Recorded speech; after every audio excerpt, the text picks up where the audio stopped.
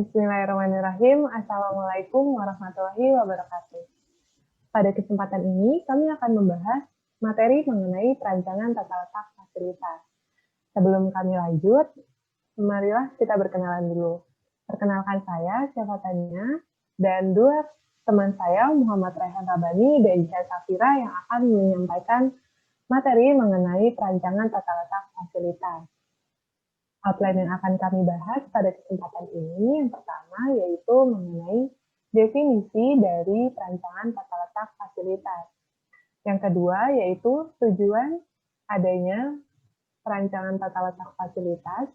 Yang ketiga, tipe-tipe yang digunakan untuk merancang tata letak fasilitas. Yang keempat dan yang kelima, kelebihan dan kekurangan dari tipe-tipe perancangan tata letak fasilitas. Dan yang terakhir yaitu pola aliran bahan. Langsung saja kita masuk ke definisi dari perancangan tata letak fasilitas. Tata letak atau layout yaitu perancangan untuk fasilitas-fasilitas dalam menempatkan suatu barang-barang pada suatu proses produksi. Nah, perancangan tata letak ini sendiri merupakan pengaturan dalam tata letak operasi dengan memanfaatkan keterbatasan area pada penempatan mesin-mesin, bahan baku, perlengkapan operasi, personalia, dan semua peralatan serta fasilitas yang digunakan dalam proses produksi. Selain itu, dalam merancang tata letak, harus juga nih menjamin kelancaran aliran bahan, penyimpanan bahan baik berupa bahan baku, bahan setengah jadi, ataupun produk jadinya. Nah, dan diadakannya perancangan tata letak fasilitas ini ada 3. Yang pertama yaitu mengatur area kerja dan segala fasilitas produksi yang paling ekonomis dalam proses produksi. Yang kedua, memberikan rasa aman dan nyaman, sehingga hal ini dapat meningkatkan moral kerja dan kinerja dari pekerjanya itu sendiri. Yang ketiga yaitu memberikan keuntungan-keuntungan dalam sistem produksi. Nah, untuk tipe-tipenya sendiri pada perancangan tata letak fasilitas ini ada 3. Yang pertama yaitu tata letak proses. Tata letak proses ini berfokuskan pada penyusunan tata letak di mana alat yang sejenis atau mempunyai fungsi yang sama ditempatkan dalam bagian yang sama. Yang kedua yaitu tata letak produk.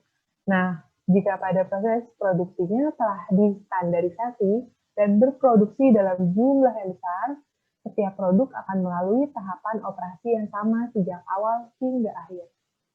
Yang ketiga yaitu tata letak posisi tetap. Nah, tata letak posisi tetap ini dapat dipilih karena ukuran, bentuk, ataupun karakteristik lain yang menyebabkan produknya ini tidak mungkin untuk dipindahkan atau sukar untuk dipindahkan, sehingga hanya ditempatkan pada satu tempat saja. Selanjutnya mengenai kelebihan dan kekurangan akan dijelaskan oleh teman saya, Raihan. Oke, seperti yang sudah dijelaskan tadi, kali ini kita akan membahas tentang kelebihan dari 3 tipe tata letak yang sudah dijelaskan oleh teman saya tadi. Yang pertama ada kelebihan dari tata letak proses, yaitu memungkinkan utilitas mesin yang tinggi serta penggunaan mesin yang multiguna, sehingga dapat dengan cepat mengikuti perubahan jenis produksi. Kemudian memperkecil terhentinya produksi yang diakibatkan oleh kerusakan mesin, juga sangat fleksibel dalam mengalokasikan personel dan peralatan. Kemudian yang selanjutnya yaitu kelebihan dari tata letak produk, yang dimana aliran material yang simple dan langsung, persediaan barang dalam proses yang rendah, total waktu produksi per unit yang rendah, dan juga tata letak produk ini tidak memerlukan skill tenaga kerja yang tinggi. Kemudian selanjutnya ada kelebihan dari tata letak tetap, yang dimana berkurangnya gerakan material, kemudian adanya kesempatan untuk melakukan pengkayaan tugas, juga bersifat sangat fleksibel dapat mengakomodasi perubahan dalam desain produk, bauran produk, maupun volume produksi. Dan juga memberikan kebanggaan pada pekerja, karena hal ini dapat menyelesaikan seluruh pekerjaan. Kemudian di samping kelebihan-kelebihan tadi, pastinya ada kekurangan. Kekurangan yang pertama dari tata letak proses, ialah pengawasan produksi ini yang lebih sulit daripada proses lainnya. Meningkatkan kebutuhan material handling karena aliran proses yang beragam, serta tidak dapat digunakan ban berjalan. Kemudian pekerjaannya bersifat routing, penjadwalan dan angkuting biaya yang lebih sulit, karena setiap ada order baru harus dilakukan perencanaan kembali. Dan juga tata letak proses ini memerlukan skill yang lebih tinggi. Kemudian untuk kekurangan dari tata letak produk. Yang pertama, ketika ada kerusakan pada sebuah mesin, hal ini dapat menghentikan produksi. Dan biasanya tata letak produk ini memerlukan investasi mesin yang besar, baik itu mesin atau peralatan. Kemudian perubahan desain produk dapat mengakibatkan tidak efektifnya tata letak yang bersangkutan. Dan juga karena sifat pekerjaannya yang monoton, pada tipe tata letak produk ini dapat mengakibatkan kebosanan pada para pekerjanya. Kemudian untuk kekurangan dari tipe tata letak tetap, berada pada gerakan personal dan peralatan yang tinggi. Kemudian juga dapat terjadi duplikasi mesin dan juga peralatan, memerlukan tenaga kerja yang berketerampilan dan mempunyai skill yang tinggi, serta memerlukan koordinasi dalam penjadwalan produksinya. Nah, kemudian pola aliran bahan yang akan dijelaskan oleh teman saya Jian Syafira. Selanjutnya, pola aliran bahan. Menurut Hadiguna 2008, langkah awal dalam merancang fasilitas manufaktur adalah menentukan pola aliran secara umum. Pola aliran ini menggambarkan material masuk hingga beberapa pola aliran umum adalah pola aliran garis lurus, pola berbentuk U, zigzag, melingkar, dan juga pola bersudut ganjil. Kemudian dalam pola aliran bahan terdapat dua. Yang pertama ada produksi atau fabrikasi, dan juga ada assembly.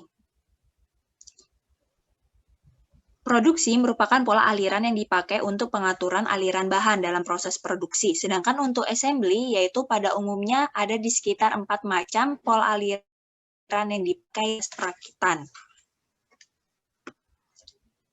Dalam proses ini, dalam proses produksi dibedakan menjadi yang pertama ada straight line. Straight line yaitu pola aliran berdasarkan garis lurus atau yang dipakai bila mana proses produksi berlangsung singkat. Kemudian ada U-shape. U-shape yaitu dipakai bila akhir proses produksi berada pada lokasi awal proses. Zigzag. Zigzag ini dipakai bila aliran produksi lebih panjang dengan luasan area yang tersedia. Sirkular yaitu sangat baik dipakai bila dikehendaki mengembalikan material pada titik awal produksi. Kemudian proses perakitan atau assembly, itu tuh dibedakan yang pertama ini, jadi pola aliran assembly ini pada umumnya itu ada yang pertama combination assembly line pattern, yaitu main assembly line akan disuplai dari sejumlah sub-assembly. Kemudian ada dendritic assembly line pattern, tiap bagian berlangsung operasi sepanjang lintasan produksi sampai menuju produksi yang lengkap. Kemudian ada three assembly line pattern, yaitu sub-assembly line akan berada dua sisi dari main assembly line. Kemudian ada overhead assembly line pattern, ini merupakan sejumlah pattern yang sama atau tidak yang terletak pada tingkat berlainan. Alhamdulillah, materi yang kami sampaikan telah selesai. Pada intinya, perancangan tata letak fasilitas pada pabrik ini sangat diperlukan bagi perusahaan agar nantinya perusahaan ini dapat terus berkembang dan meningkatkan produksi dari sisi perusahaan dan juga dari sisi pekerjanya. Nah, berikut ini merupakan referensi yang kami gunakan untuk membuat materi yang kami sampaikan tadi. Sekian presentasi dari kami, harapannya presentasi ini dapat dipahami oleh pendengar sehingga dapat menambah wawasan bagi yang menyimak. Terima kasih. Wassalamualaikum warahmatullahi wabarakatuh.